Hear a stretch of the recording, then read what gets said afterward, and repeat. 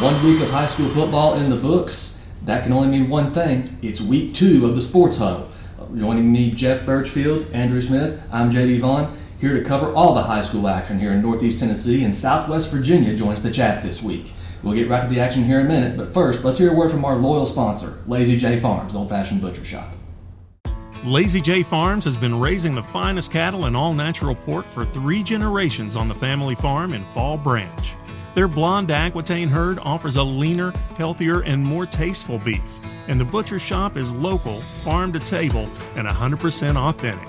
This is the way your grandfather shot for me, with steaks cut to order, quality assured, and ready to ship to your door. Open Thursday through Saturday on Bloomingdale Road in Kingsport. Come see us. Well, our game of the week last week certainly lived up to the hype. Science Hill, a 27-20 winner over Elizabethton. Jeff Birchfield, you were there. Tell us about that game. A lot of interesting things in that game. Obviously, Science Hill jumps out to an early 14-0 lead, and then we have a lightning delay. Delayed the game over an hour.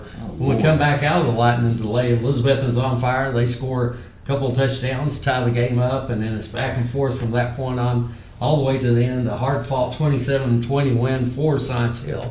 Some huge highlights in the game. Malik Anderson had a fantastic game, 82 rushing yards.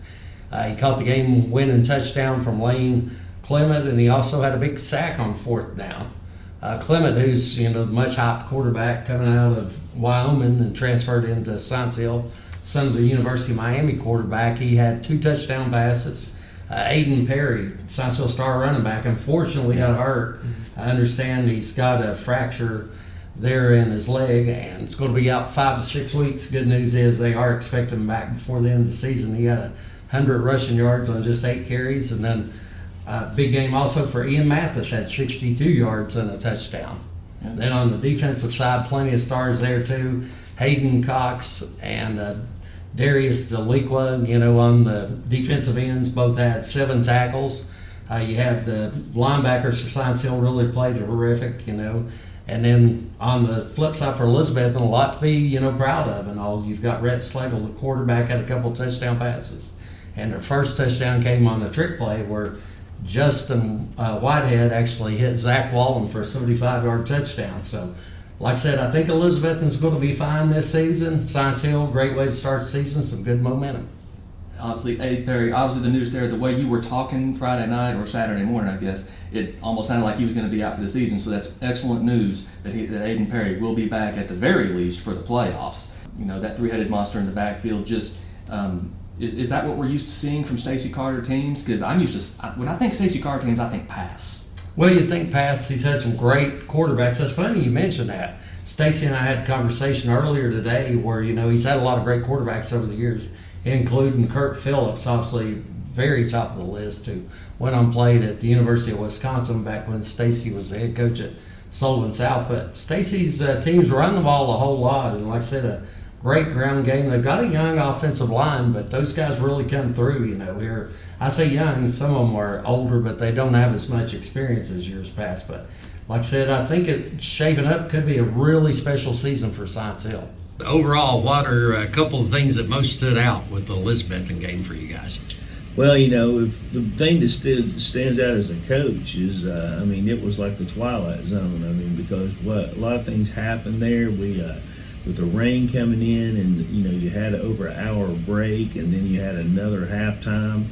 I think with the stuff coming in here, we had a lot of chaos with people in the building, everything going on, and we came out and we're not focused. So there's things we have to change, as far as preparation for things like that. And didn't adapt too well to the situation. Anytime you got a crowd like we had and people everywhere, and you're trying to keep people safe, it ends up being a bunch of chaos. TV game, obviously a lot of delays, Jeff. Well, there was a lot of delays in Knox County too. My goodness, a game that was supposed to start at 7 didn't start till 8, got delayed by lightning again, and then there was a 20-minute delay for an injury for a member of Knox Central's sideline crew. So that delays the game another 15, 20 minutes. Not to mention all the bad weather, the inclement weather that came with it. Somehow Dobbins Bennett fought through it. No Joey Christian and no star running back Tegan Begley, at least not this time. Dobbins Bennett gets the win 26-20 at Knox Central. Levi Chappell, very impressive debut, 232 yards passing, 13 of 21, no interceptions, and you felt like he managed the game really well. 232 yards, a touchdown, of course, to Tyree Thomas just before the half, and he later runs for a touchdown.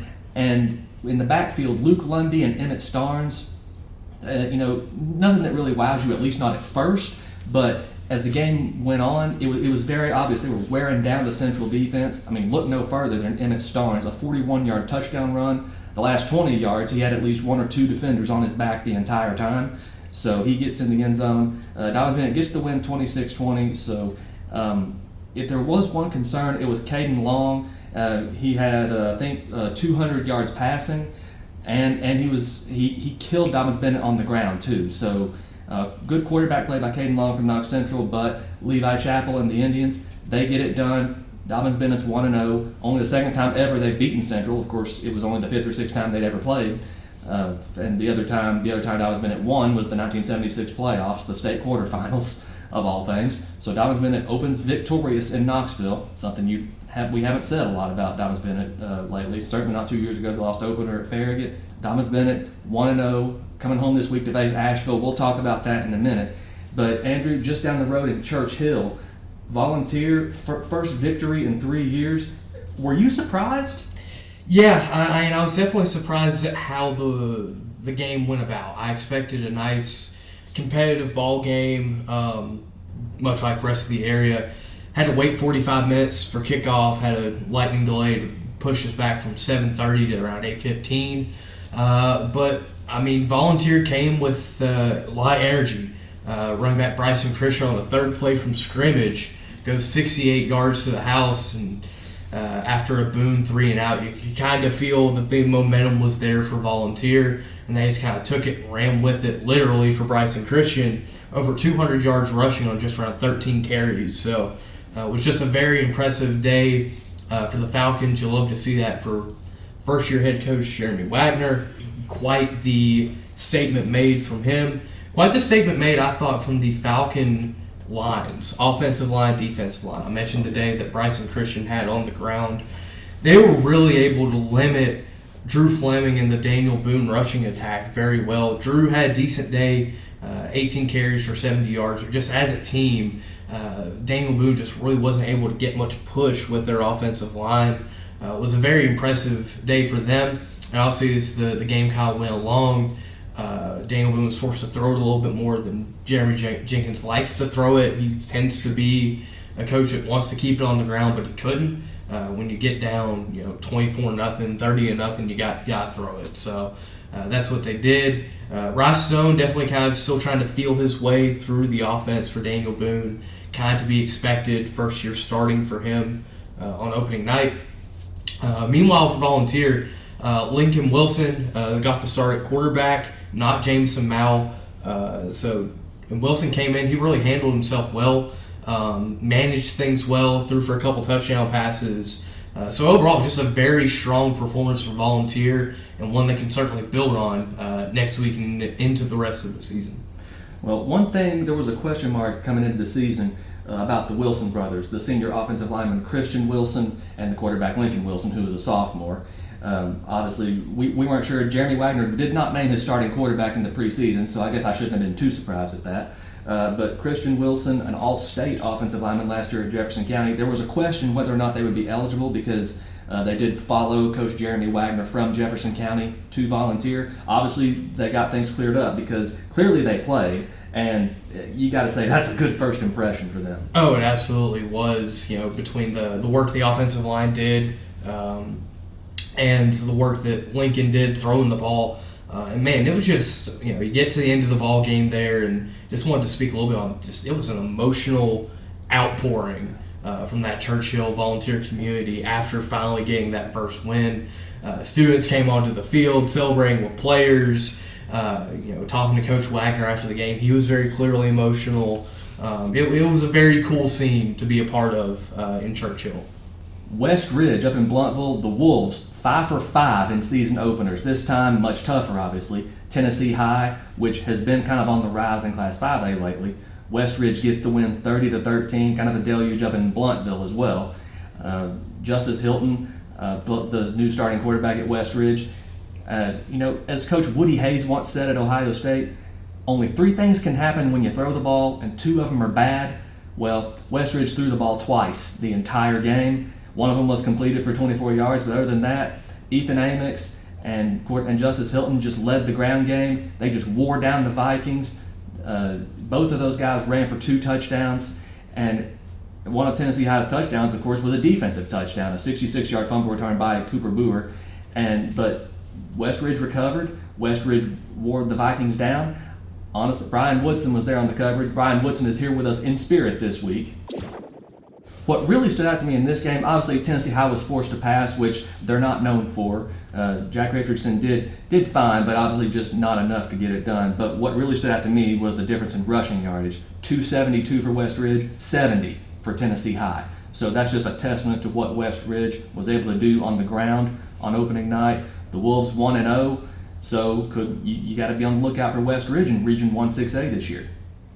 Another game to discuss. I don't know if you could really consider this an upset, Jeff, but Unicoi County gets the win over David Crockett, 27-13. Colby Jones might have a new favorite target, and his name is Avery Hatcher. Yeah, I don't think you can call that an upset at all. I know, Coy County is smaller classification than Crockett, but playing at home. And like I said, with senior quarterback Colby Jones, I think a lot of people felt that the Blue Devils come out on top on this one, and they, like you said, did. I mean, Colby and Avery, very good connection there. I think they had some good running attack also with the Blue Devils. So a couple touchdown win, great way to start the season for Drew Rice and his bunch. Yeah. Blaze Rice kind of stepped in there at running back, filling the gap, of course, left by Branson Saltz. Avery Hatcher, 6 catches, 144 yards. Look out for the Blue Devils this year, Jeff. Yeah, I mean, I think they have to be one of those favorites like we talked about in 3A. I really think it'll probably come down between them and Gatlinburg-Pittman. I know we did our previews of the regions last week, but I think Unicoi County is definitely a championship contender again. Cherokee, a big win for the Chiefs, 1-0 for the second straight year. Cherokee wins 34-13 at Pigeon Forge. Landon Jeffers with a couple of touchdowns in the first half, one to Ezra Garrett, the other, of course, to one of his favorite targets, Lofton Hayes. Jaden Weston runs for 151 yards. Look out for the Chiefs. Could the Chiefs challenge for that upper echelon in Region 1-4A this year with Greenville and Elizabethton? Cherokee did finish third last year, so the Chiefs played Elizabethton tough a year ago, but of course the Cyclones pulled away. Could this be the year Cherokee gets over that hump, secures a home playoff game? Well, if opening night was any indication, look out for the Chiefs this year. Up in Mountain City, Jeff, the triple option of Johnson County met the air raid of Sullivan East. Johnson County came on top, but just barely. Yeah, I think the margin surprised me a little bit in this, and no disrespect Sullivan East, but I know Johnson County handled them pretty easily last year. But this year they had to go to the fourth quarter. Braden Dickens with a 17-yard run there in the fourth quarter to pull out the victory because East had taken over with Blue Prophet, had a 68-yard touchdown reception from Peyton Lingerfeld. And just talking about Woody Hayes saying nothing good can come from the passing game, but it sure did for Sullivan East because Lingerfeld ended up with 2 touchdowns and also 276 yards, and sort of how his arm goes is a little bit of how, the Patriots go. And then on the other hand, Mejia's back this year, but he's only the third leading rusher on that team. Dickens had 133 yards, and Jonathan Lizzie had 101 yards, and then Mejia 86 yards. But combined now, that's 44 carries, 345 yards for that Johnson County rushing attack. And a promising return for Juan Mejia after, of course, the leg fracture that ended his junior season prematurely. So congratulations to the Johnson County Longhorns. They also are 1-0 in Region 1-3A. Could they challenge Unicoi County and Gatlinburg-Pittman? Well, they beat Gatlinburg-Pittman last year, but it cost them Juan Mejia in that game. So we may have another logjam at the top of Region 1-3A this year, guys. Andrew, we go to Carter County. Happy Valley, I don't think this really surprised anyone. Happy Valley, with Keelan Relaford added to that ground attack, my goodness, they just ran wild. They really did. And I wanted to start first, honestly, with the Happy Valley defense. It's been what has carried Happy Valley throughout this strong run they've been in Region 1-2A, and it showcased well for itself again. Minus 11 yards, Andrew. Yeah. Minus 11 total yards they allowed. Yeah, no, that I think that's getting the job done defensively, just a little bit. But yeah, it was a very strong night overall for Happy Valley. There was a little bit of a question mark heading into the season who would start quarterback for them. They ended up going with Gabe McDougald. He throws for a couple touchdowns, but obviously it starts and ends with the run game. Keelan Rutherford,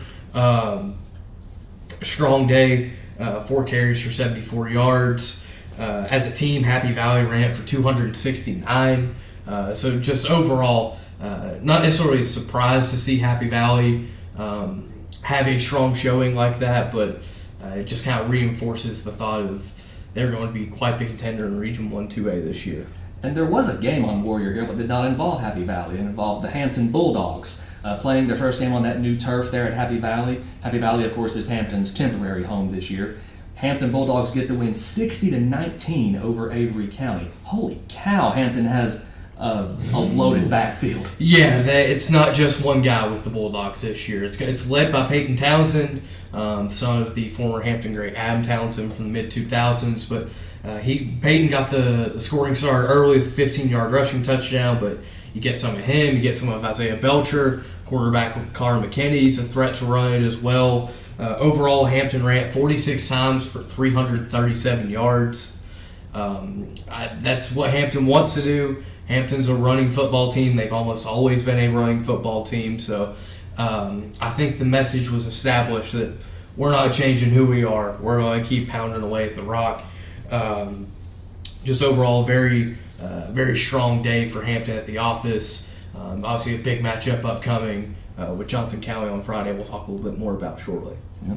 And a couple of shout-outs this week. Providence Academy, their first game in TSSAA, the Division II Class A East Region. The Knights get the win on opening night, 64-0 over Asheville Christian. So Providence Academy on the rise. Tri-Cities Christian also hits the 60-point mark, 60-24 win at Lancaster Christian. Two very young programs on the rise that we could be hearing a lot from in the next few years. So that's going to put a wrap on Week 1. We'll get right back to preview the Week 2 action right after this. Lazy J Farms has been raising the finest cattle in all-natural pork for 3 generations. Our blonde Aquitaine herd offers a leaner, healthier, and more tasteful beef that ships from our store directly to your freezer. This is the way your grandfather shot for meat, only now we wrap it, seal it, and send it right to your door. We have plenty of options to pick from, and they're all fresh and natural. Just visit our website at lazyjbeef.com and choose your package. We'll get it straight to you. Our game of the week this week, this was a tough one. Several games to choose from. Our game of the week this week, West Ridge hits the road to David Crockett. West Ridge 1-0, of course, for the 5th straight year. David Crockett 0-1 after that tough loss at Unicoi County. Jeff, so just how big is this for David Crockett's? Well, Crockett definitely would like to have a win right here because their first 5 weeks of the season, just a brutal schedule. But, I mean, that's a tough West Ridge team coming in. You're talking about Justice Hilton and Ethan Amix. They don't throw the ball a lot, so I think they're a little bit one-dimensional. But then that might be a little advantage that Crockett actually has in this game because A.J. Wynn's a really good quarterback, and then you've got Zeke Sloan out there, really good athlete. So possibly, Crockett can, get a little bit going through the air attack this weekend. Yeah, Sam Casey, of course, led the Pioneer ground game this week. Just a huge week for both teams. One, can West Ridge keep its momentum going? And two, can Crockett find its identity? Because, like Jeff said, just a brutal schedule for the Pioneers. So a huge week in Jonesboro for both teams. Andrew, a big week in Bristol this week. Tennessee High hosting Elizabethton, a battle of teams that just need some momentum right now before they get into conference play. What can we expect from this game? Yeah, I think we can expect two teams with very high expectations coming into this year. Both teams wanted to compete in their respective regions. For Elizabethton, I don't think they necessarily played bad this past week against Science Hill. The Toppers just made a couple more plays than they were able to make. That's football. That just kind of happens. Obviously, if you're the Cyclones, you're still looking to lean on Rhett Slagle in the passing game. Didn't play bad last week, but I thought if he can be just a touch more efficient, it can go a long way toward the Cyclones winning this game and maybe more. For Tennessee High, it all starts on the defensive side of the ball. They struggled at times stopping that West Ridge rushing attack last week. Elizabethton, very balanced type of offense. I mentioned Britt Slagle. He can run it a little bit, but obviously their backfield being led by Jay Bird Wallen. So defensively, they're going to need to be stronger against the run specifically, and just overall just play a little bit cleaner. Hopefully, the weather looks to be much better this week than it was last week, so you don't expect that to factor into the turnover battle quite as much. But overall, that's just kind of where your mind is at if you're both teams. And this first meeting between these two teams since 2018. Elizabethton got a 35-21 win back then, but obviously a lot has changed around both programs since their last meeting. Speaking of rivalries renewed, Dobbins Bennett and Asheville might be building a rivalry. This is the third straight year they've met after they hadn't met previously since World War II. Asheville, of course, coming to J. Fred Johnson Stadium for Dobbins Bennett's home opener. Both teams 1-0, Asheville having defeated East Rutherford 40-36 in a thriller last week. Talking to Joey Christian about this one, they don't have quarterback Meek Slidell anymore. He transferred out. But they do have a sophomore quarterback, Tay Williams, who can be just as deadly. And they have a five-headed monster in the backfield because 5 different running backs carried the ball last week. They just ran wild in that win against East Rutherford. And Joey Christian emphasized that this game cannot be a track meet if Dobbins Bennett wants to start 2-0. What did you like about what you saw? Effort, man. I thought our kids played extremely hard. Extremely hard. They really did. I was so proud of our guys on that end. If we play with effort like that, man, that's something for the people of Kingsport to be proud of, and obviously that should relate to a lot of wins this year. Jackson Sensabaugh on the blocked field goal was about just sell your body out. I went over that Sunday in film work, just telling the kids, are you willing to do this for Dobbins Bennett football? Are you willing to put your body in this position right here for Dobbins Bennett football? Jackson Sensabaugh was. I thought our quarterback played well for his first time. There's some things we got to work on. Absolutely. I thought, Luke Lundy came down with cramps and some things like that, but he ran it hard. Emmett Starnes, what a night. It was kind of like Emmett's coming out party. Emmett's going to be a very good running back. Emmett's got to play linebacker for us too, so we got to pick and choose on all that as to when we put him in there.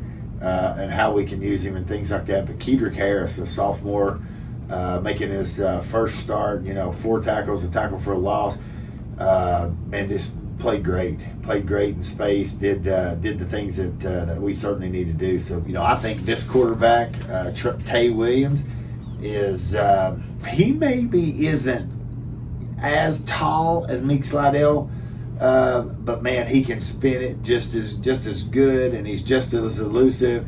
He's just as good with his feet. You look last week against East Rutherford, the death knell in the game. The final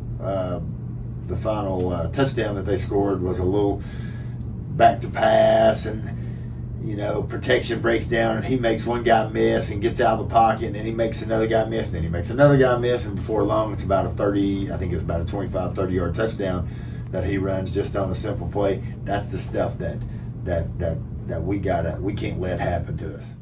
So Dobbins Bennett and Asheville kick off 7 o'clock at J. Fred Johnson Stadium this Friday night. Speaking of non-conference games, Science Hill has a pretty big one on the road at Morristown West, a Morristown West team that got beat pretty handily by one of the best teams around, Greenville, last week. So just how big is this game for Science Hill? Well, Stacy Carter said not to look at that game necessarily and think that this is going to be a pushover, because this is a good Morristown West team. They just sort of momentum got rolling against them, and then the game was shortened. Actually 35-0 win for Green Devils over Morristown West. But West, the Trojans, they come back with, quite a few good players from last year. They had Malachi Monroe, who was second on the team in rushing last year. You got Bobby Fair, who was their leading rusher against Greenville. He also is good to catch passes out of the backfield. And then they settled on the quarterback, Riley McClellan. He was like last year's shared time, at quarterback, and this year he's their starter on defense. They've got some really good guys. They got senior linebacker Lucas Orr, who was the leading returning tackler from last year's team, Michael Holmes. Then on the defensive line, you got Keegan Covington, and then like they're good at all 3 levels. At defensive back, you got LaDavion Rabin and Jameer Williams, who are both really good there in that defensive backfield. So there's, a lot of talent on this team, but I think Science Hill really does match up well with them. It's the first time they've met since 2020 when they were actually conference rivals in Region 1-6A. Of course, the next year Morristown West moved down to 5A. Science Hill historically owns the Trojans 14-2 overall. I'm sure Stacey Carter cares nothing about that. Andrew, I would say in Hampton, but Hampton's football stadium has been demolished. So at Happy Valley this week, the Hampton Bulldogs host Johnson County, a battle of 1-0 teams. Obviously, with Hampton being geographically one of the closest teams to Johnson County, there's the rivalry. But just how big is this game for both teams? Oh, it's massive, and you mentioned the rivalry of it. Hampton kind of can consider multiple different teams rivals. They've got Johnson County, they've got Happy Valley, they've got Cloudland. For Johnson County, their biggest rival's on the bottom part of the lake, of Watauga Lake, down there at Hampton. This is no love lost at all there. Last year it went the way of the Longhorns, big way, 41-8, but I definitely expect this to be a much tighter contest than it was last year. Johnson County bringing in their first-year head coach Tyler Trussler, a Hampton graduate. Interesting kind of dynamic there, but yeah, this is going to be a run-heavy team. You mentioned Woody Hayes earlier. I think he will be happy with the style of play we will see at Happy Valley on Friday night between the Longhorns and the Bulldogs. Mentioned that stable of backs Hampton has between Peyton Townsend, Isaiah Belcher, quarterback Connor McKinney. All three very much threats to run. You could even line up a receiver like Brock Shelby in the backfield, which Hampton did in their jamboree before the year started. And yeah, for Johnson County, it's back at the triple option. It's a lot of Juan Mejia. It's a lot of just forcing a defense to make decisions. And if you make the wrong decision, they can absolutely make you pay on who you're trying to stop in that running game. So it should be a fun night up at Happy Valley for one of the area's better rivalries between smaller schools. Some other games going on around the area. Daniel Boone at home, of course, they're welcoming South Green, a battle of teams that just in search of some momentum. Daniel Boone, of course, trying to end a 15-game losing streak. South Green played Morristown East in Class 6A to a 26-22 game last week. Cherokee, the Chiefs return home looking to start 2-0. They host Campbell County in Big Red Valley. Sullivan East at home. The Patriots hosting Chucky Doak in another non-conference game. Volunteer has a chance for a 2-0 start. Their first winning streak since 2021. The Falcons on the road this week at Claiborne. Also, Southwest Virginia does join the chat this week. Rykova, of course, played Saturday at Emory and Henry. Came up short against Lord Botetourt, 49-12 in that game, but obviously Lord Botetourt, a Class 3 region runner-up last season. So I don't really believe that's indicative of how the War Eagles season will go. Gate City, the Rykova is off this week. Twin Springs opens up on the road at Northwood. The Titans hoping that just that youth movement from last year pays off, and you just think of all the injuries they had. Surely to goodness the Titans will catch a break this year, and all that experience will pay off. Gate City, led by all-region linebacker and 1,000-yard rusher Walker Hillman. The Blue Devils open this week at Richlands on Thursday night, actually. And speaking of Thursday, Unicoi County on the road at Northview Academy, and Happy Valley at home for its home opener against Cloudland on Warrior Hill. That's going to do it for this week's edition of the Sports Huddle presented by Lazy J Farms Old Fashioned Butcher Shop. We'll see you next week. Get out there and enjoy some football. Lazy J Farms has been raising the finest cattle in all-natural pork for 3 generations. Our blonde Aquitaine herd offers a leaner, healthier, and more tasteful beef that ships from our store directly to your freezer. This is the way your grandfather shot for meat, only now we wrap it, seal it, and send it right to your door. We have plenty of options to pick from, and they're all fresh and natural. Just visit our website at lazyjbeef.com and choose your package. We'll get it straight to you.